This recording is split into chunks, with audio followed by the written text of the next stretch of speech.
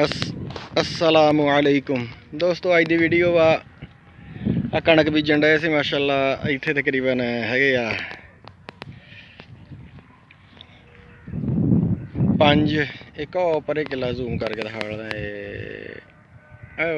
परे पानी लगा 4 आह वा 5 आह वा 6वां आह वा 2 आओ भरे आ 8 ते 2 आ 10 ते 4 दी आ लेना 14 15 एकड़ आ कणक काश्त करन डे। अलहमदुलिल्लाह नहर का पानी आ, नहर का पानी हैगा तो चिट्टड़िया ही आ। नहर का पानी चलन डया तो खाद छट्टन डे आ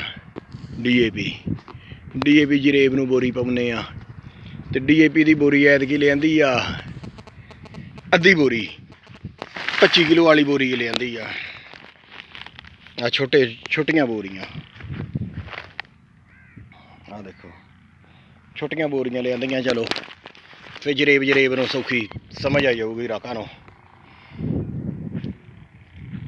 अलहमदुलिल्लाह अज कल तक उम्मीद आ इहदा बनना झलिया जाना है इंशाअल्लाह। अल्लाह तो खैर ये मुकम्मल हो जानी आ। ਇਹਦੇ ਵਿੱਚ पानी छड़िया देखो परिंदे माशाअल्लाह आपदी मौज मस्ती च बगले ते सारी गपशट करन डे आ इंशाअल्लाह। उम्मीद आ गपशट इत्थे करिए तो ये चंगी हो जाती। मैं कुछ पिछेता हो गया बाकी इन्हें सारे ने बीजी आ। वो देखो थोड़ा जूम कर हाल ना हरियाली मारी खड़ी है बाकियां दी। मैं कणक कपाह रख ली सी, कपाह 5 मन लग रहे कपाह आ गई आ ते कपाह तो बाद हुण